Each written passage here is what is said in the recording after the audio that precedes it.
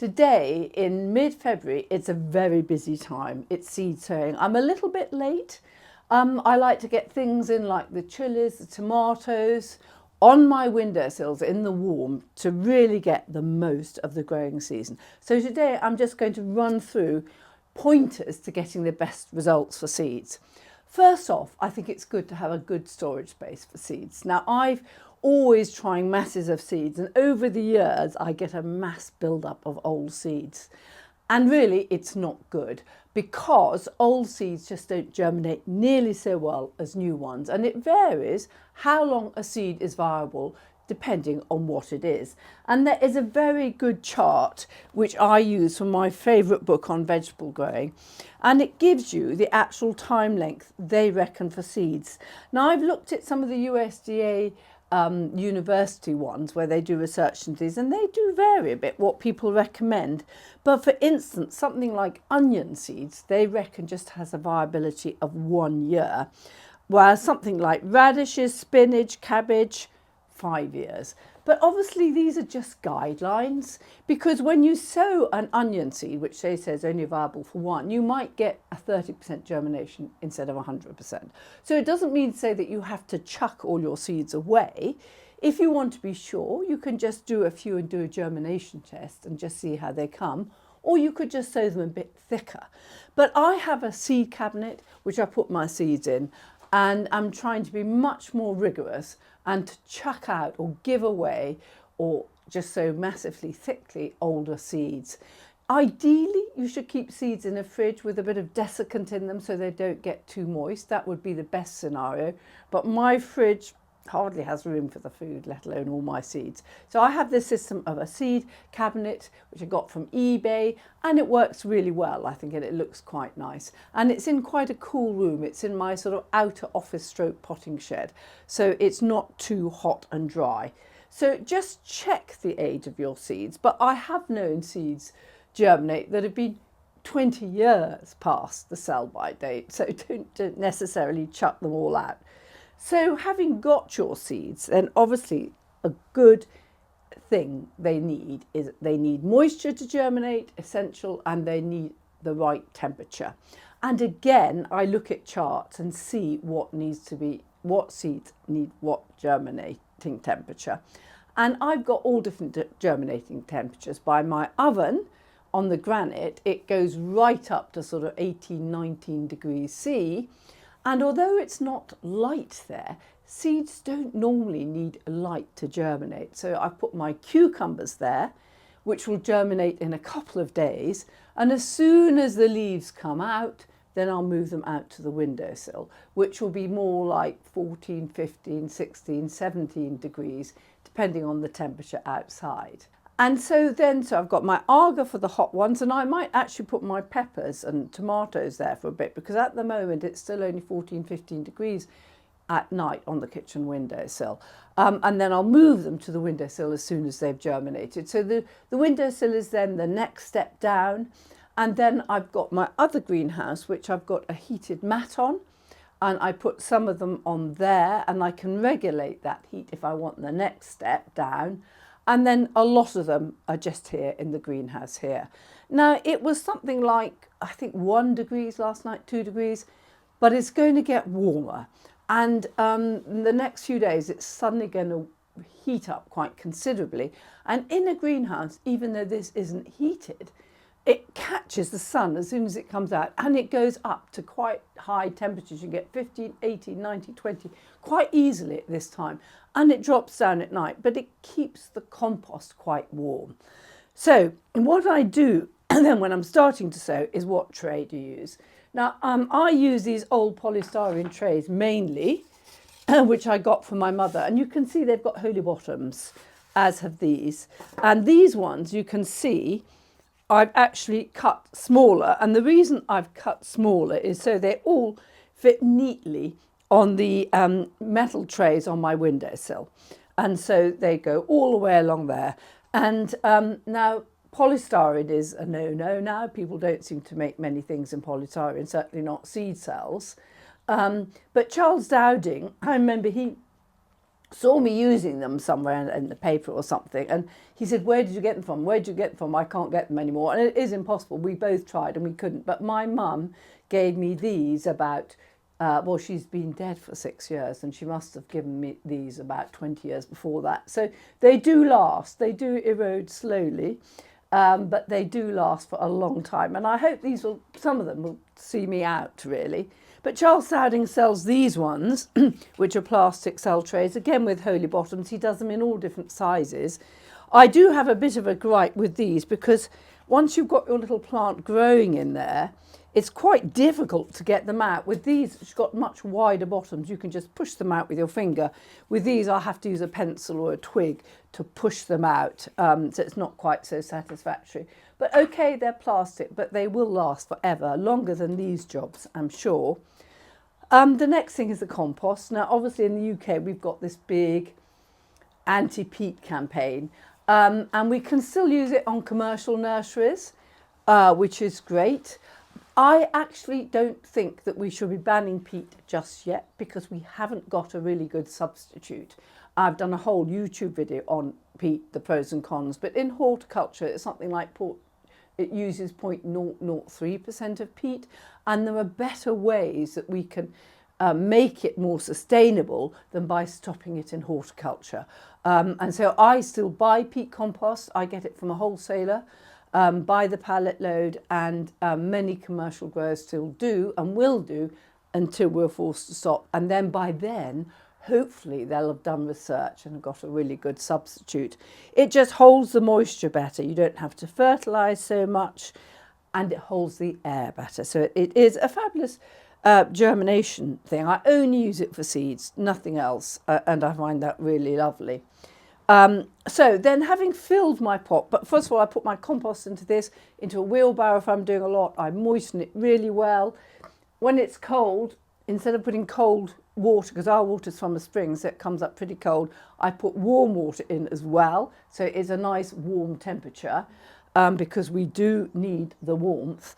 And then I put it in there, and then I push it firmly into these seed trays, seed cells like this. Now, the reason you want to push it down well is because you want a really good contact between the seed and the compost, so you get good moisture retention. Because if you put the seed in here and it starts to germinate, and then the moisture goes because the seed is well away from the compost, then obviously you're going to have problems. It's going to die. Now, I've got these pepper seeds, they're in here, that's why I couldn't find them. And there's quite a few actually, and I'm sowing these are sweet pepper Mercia. These long, lovely red peppers, which I think are much more flavoursome than the bell peppers, and they seem to be far more productive. I haven't found a bell pepper which is anything like as productive and as tasty as these. So they're really good, and I'll sow them now. I'll probably put them on next to my arga. You see there's some rogue seeds in there. You see they've mixed something others. That's interesting. They look like a fennel seed to me. But we won't put those in here, but I might put them somewhere else just to see what they are. And with a small seed such as this, I just put one seed per tray, per hole. They're very generous with their seeds. That is why we always get loads and loads of seeds left over. You know, you buy a packet of radishes and there's sort of 2,000 seeds in there, and you feel tempted to put the whole lot in, but you really shouldn't. Just make sure that you succession sow things like radishes. With these sweet peppers, I won't succession sow. I'll just do my lot here, and then I'll probably put some in the greenhouse and some in the polytunnel. Now, I'm putting one per cell. Obviously, if it's a really fine seed, I can't do this, and so I put more than one in. And then some seeds I intentionally put more than one in. I usually put more than one onion in. I might put 3, 4, 5, 6, and the same with leeks, because then you can transplant the clumps of onions out into the vegetable garden, and they will grow really well as a clump, and you get more per weight than you would if you just put individually, if you work it out. Having put them on the surface, I then just push them down. Now you want these seeds to be sort of a couple 3 millimeters below the surface, and that is, as I said, because you don't want them drying out. So I'm pushing them in with my finger, and I think that's the best way to get good contact. Some people have these sort of wooden things that they push over seed trays to push them and firm them in, but I think the finger is really the best tool for this. And this is one job I cannot use gloves for. I do like to use gloves when gardening, because otherwise, well, I have hands like tortoises anyway, and if I didn't wear gloves, they'd probably be hands like rhinoceroses. But anyway, so I push them in, and I have got, if I sow all these, I'm going to have something like 50. They usually tell you on the packet how many. I would have 50 chili plants, or not chili plants, sweet pepper plants. Now, I might well do the whole 50 of these, because I will use them. You know, you can use them so much in salads, you can do all sorts of things in them. So there we are. I've labelled them capsicum annum morsia, and I've said who they are by. They're from Credo Seeds, and I put the date, all useful stuff, and then I will move them into where they're going. Now, some people say to retain moisture, you can put a thin layer of perlite, fine perlite on the top. Some people say that you can put newspaper over the top. Some people say cling film. I don't actually bother. I just do it like this, and I do watch them daily, and I have a little watering can inside. I thought I brought it out with me, but I haven't. Oh, there's my little can. I've got one can inside and one can outside, and you can just water very carefully in a few days' time when they dry out, just to keep that area moist on top. So I'm just going to quickly put the rest of these in so I can take them in and put them on, just so that I can remember.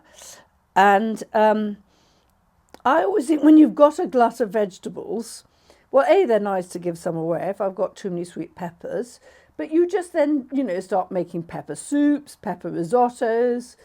You could even do a sort of pepper pesto type thing. All sorts of things, and they're so lovely, and it's very seasonal. You don't really have time to get fed up at sweet peppers, so I do love a bit of a glut with something, because it does make you much more adventurous in your cooking. So where I've occasionally got two in, I could either move them, or I could just transplant to. There's one of the rogue seeds. Let's put the rogue seeds in there so we can see what they are when they come up. But that's interesting, isn't it? So these were very cheap, I have to say, much cheaper than the known brands. And the very fact that we've got different seeds in there that obviously aren't what they are on the packet always makes you wonder, well, A, they've obviously not got a very good filtering process, and B, are they all going to be the ones on the packet? You know, there might be a totally different type of sweet pepper, or maybe not even a sweet pepper at all. And that is a thing. You know, we do often get questions on Gardener's Question Time, and they say they sowed a packet of X and they got Y. And it does happen quite a lot, and particularly with bulbs. You know, they often find that different bulbs come up. I ordered some dahlias last year and asked for certain varieties, and I got completely different varieties instead for some of them. And so it is worthwhile being stroppy, well, not stroppy, but just telling them, letting them know. And if it's a supplier that you use a lot, they will invariably give you the right one the next year. But, you know, by then you've lost a year's growing season, so it is a bit annoying. So there's another of those. I'll put those there. I won't do those now, or I really will bore you and you'll all turn off. So let's move on to another thing. So for temperature guide, some people think it's quite loose, and as long as it's above a certain amount, they'll germinate.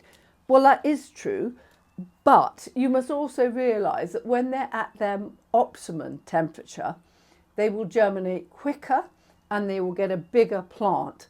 And when you have a plant and it takes a seed and it takes a much longer time to germinate, you'll get a smaller plant when it grows, because all the nutrient that's within the seed is used up. As soon as I put that in there, the seed will start to imbibe the moisture from the compost, and it will start to develop and grow.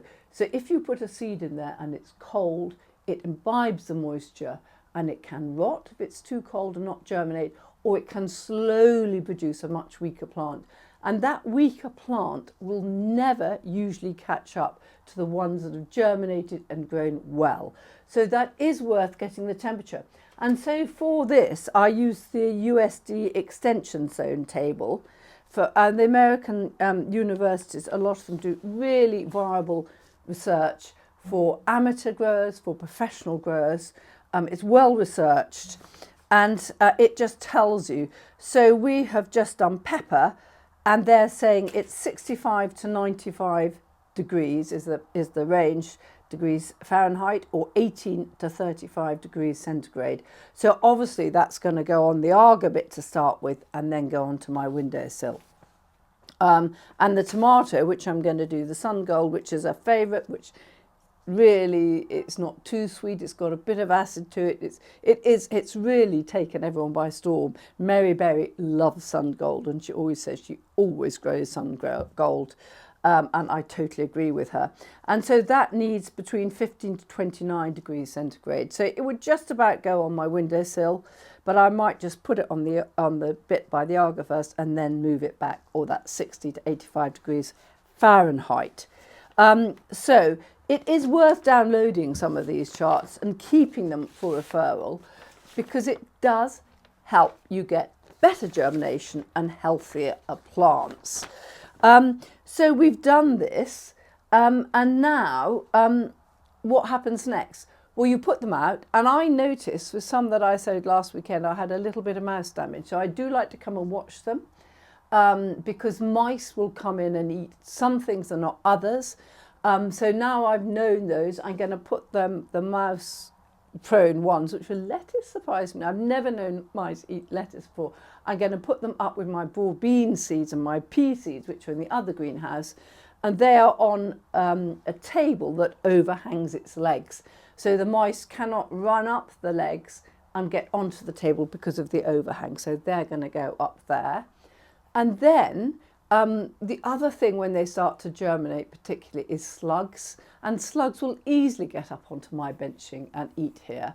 So I use the ferric phosphate slug pellets for those, and I watch them, and I put one or two on, and if they go I put some more on, and I maybe lift the tray and see if they're all underneath the tray, and obviously remove them if they are. So just watch them. You know, it's like a baby. You want to watch them carefully in the early days, weeks, and then they will be really benefit from your protection from predators, from the wrong temperature or whatever.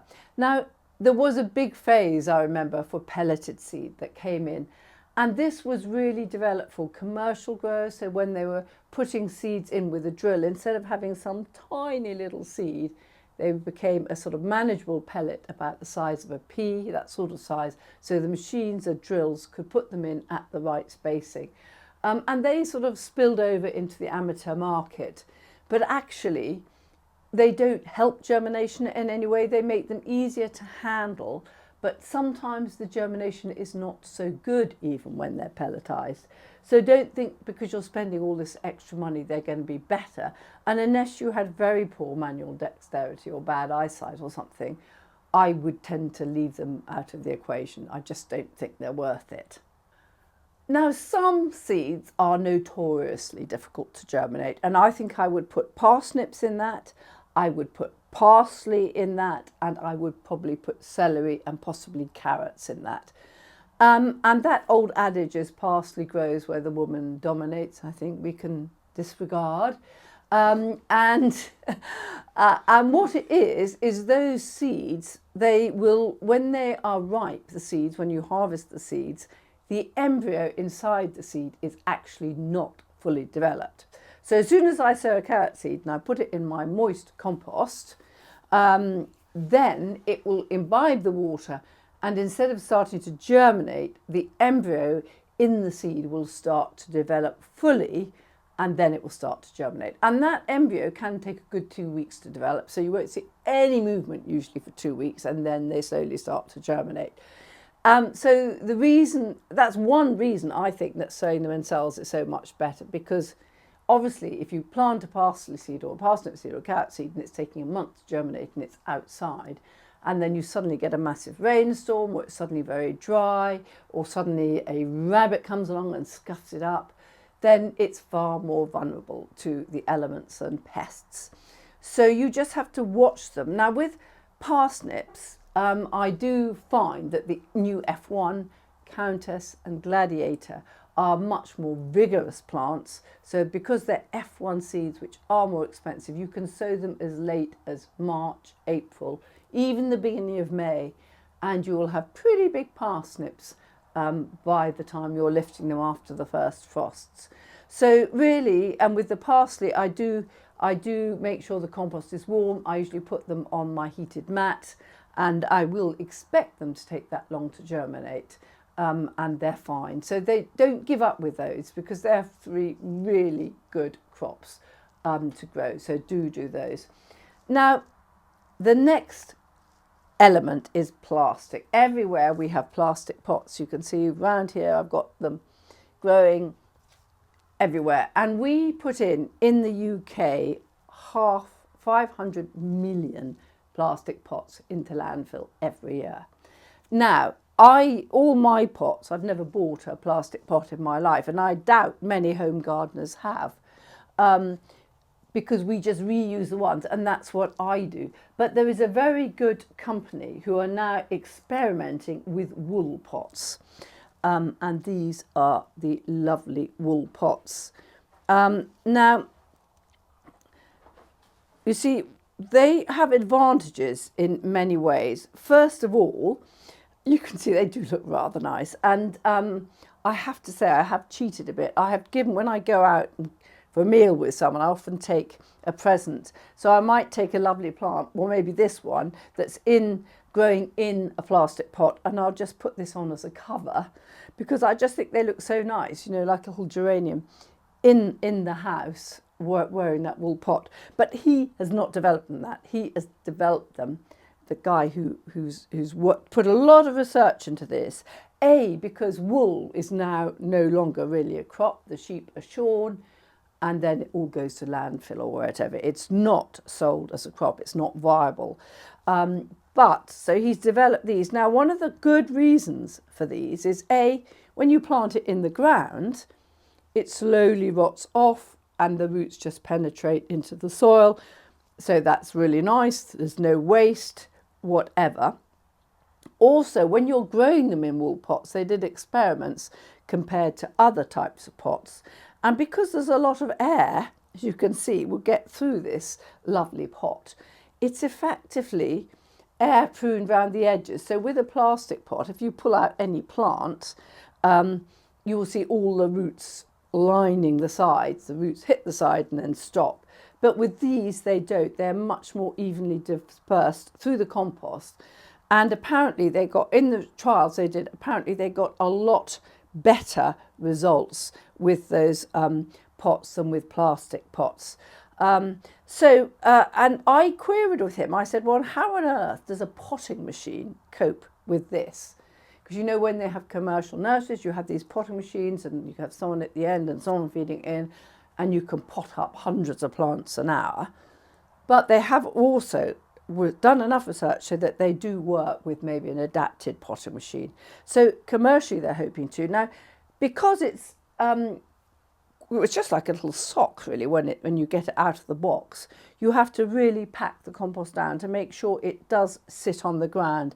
And because I use capillary matting, that is important. But I can feel, you know, that flat base, I can feel the moisture in the pots there. So I think that's a really great initiative. I'm trying these lovely wool pots this year, and I'll see how they get on. And I think it's great that people are trying these things, because half a billion pots going into a landfill just in the UK is a bit of a shocker, really. So have a good seed sowing thing. Whatever you're growing, just see what temperature requirements it likes. and how you should sow it. And if you're not sure, if you go onto the Gelito website for flowering plants, they sell huge range of beautiful herbaceous perennial seeds to many commercial growers. They have a very good section on their website which shows exactly what seeds require what to germinate. And I do think it's really worth just checking out the temperature they like, the conditions they like, and then you will have far better results. And have fun finding some really wonderful stock from Gelito that you can grow far better than you'll probably get in many, many nurseries. Anyway, I hope you have a really successful seed sowing time in 25. Get lots and lots of plants for almost free, lots to give away to friends, and it's just such a satisfying thing. If you're a gardener, you'll be doing it all your life. You might as well really perfect your technique this year.